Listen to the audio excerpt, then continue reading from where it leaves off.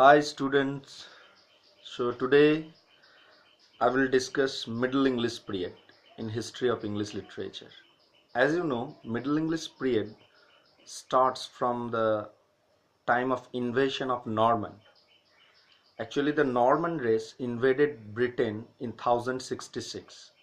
This is the year that is the starting point of Middle English period. And the year ends in 1340 with the birth of Chaucer. That means the duration of Middle English period is 1066 to 1340.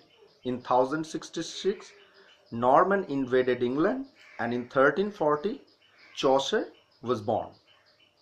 So during this period, the most important thing that happened in the history of English literature, that is the origination of English drama. Before that, before 12th century or before Middle English period, there was no existence of English drama. During 12th century, English drama was originated, and it was at first imitated from the Greek drama. And the base of this drama was religion. Those dramas was based on religion, Bible, life of Jesus, and life of several saints. And those plays were performed in the interior of the church, and it was those plays were also played by the role played by the church priest. Later, when it became popular day by day, then the production of the drama, that means the presentation of the drama, it comes out from the interior of the church to the churchyard, and gradually it's getting changing day by day, and at last many people, many market-minded people, they thought that if they could produce it before the market, they can earn. So this is the history of English drama, origin of English drama. And during this period, three types of drama were presented. They are called mystery play, miracle play, and morality play. Mystery play, miracle play, morality play. What is mystery play? A kind of drama which presents the life of saints. As we know, saints, there are many saints in Christian religion, like Saint Xavier, Saint Francis, Saint Paul. So their life was presented, how their life was, how they spread Christianity, how they served humanity. So those dramas were called mystery play. Miracle play, the play in which the life of Jesus was presented, or the various stories of gospel and various stories of Bible that was given by Jesus to his disciple. That type of drama were called miracle play. And at last it comes morality play. Morality play is a kind of play in which there is a moral teaching. But the most important and striking feature of the morality play, that in a morality play, abstracts are the characters. That means, think about humanity. Humanity is an abstract matter. Good deed, honesty, bad deed, fellowship, kind heart, knowledge, they are abstract. They are shapeless. But they are given name of the character. And through them, morality is taught. That means their main purpose was mass education. So in morality play, there is a great name in morality play of the Middle English period. The name of the morality play is Everyman. If you know the story of Everyman, you can understand what is the morality play. Everyman is a play, morality play, in which it is presented that every man, the name of a character, who is busy in his daily work, and in this time death comes before him. Death is a character, and death says that God has given you someone and you have to go with me before God and you have to present your account of life before God. But every man was so busy, he says, no, no, no, no, I have no such time to go with you to present my account before God. But death says, when I have come before you, that means you have to go. You cannot avoid me. So every man says that, yes, I will go, but if you give me chance to keep some company with me. Death says, yes, obviously you can take your company. Then every man goes at first to fellowship. Fellowship says, no, no, no, no, no. I cannot give you company in your journey towards God. Then he goes to beauty. Beauty also says, no, I cannot give you company. Then he goes to wit. Again, wit says, no, I cannot give you company. At last, he goes to good deed. Good deed says, yes, I will give you company. But before coming to me, you have to go at first to my sister knowledge. Every man goes to knowledge. Knowledge says, at first you go to my sister confession. So every man again goes to confession. So from confession to knowledge, then good deed.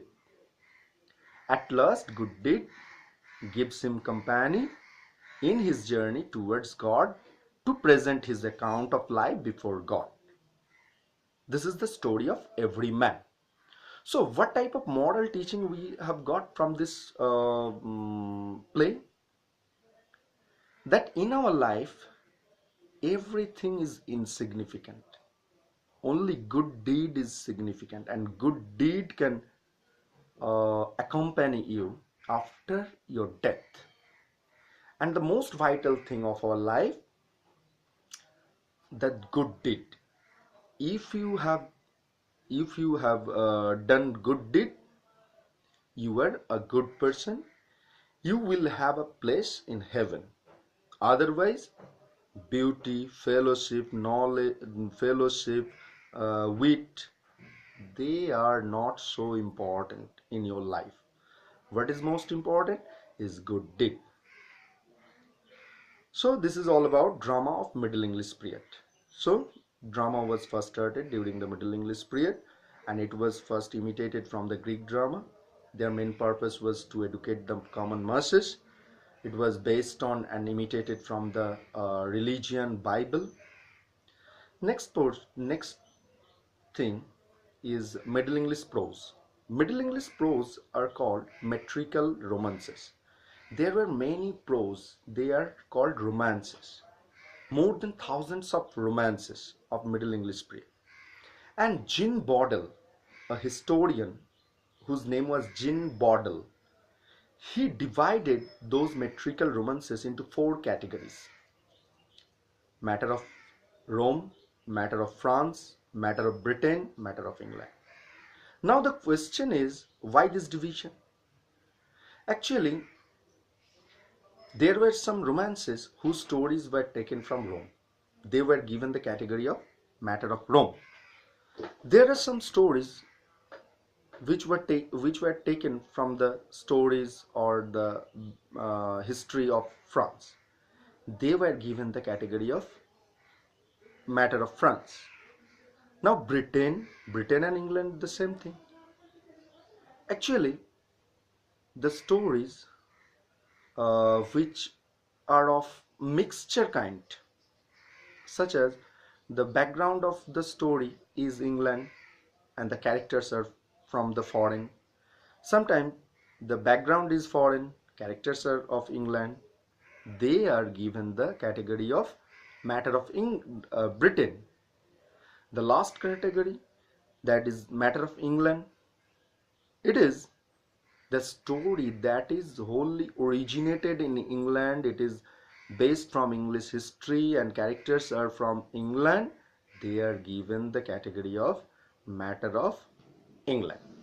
This is about the prose of Middle English period. Now about the poetry. In this period, a kind of poetry was originated. They are called alliterative poems. There are four poems: Pearl, Purity, Patience, Sir Gawain, and the Green Knight. Pearl, Purity, Patience, Sir Gawain, and the Green Knight. Now think about pa, Pearl, Purity, Patience, Gawain, and the Green Knight, ga. So as we know in rhetoric, if a sound is repeated, that is called alliteration.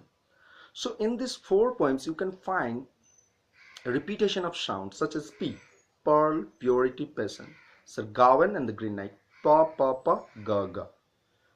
So that's why they are called alliterative poems. And Pearl is a very beautiful poem. Pearl is a little 8 years girl. She is dead, and her father is very grieved person.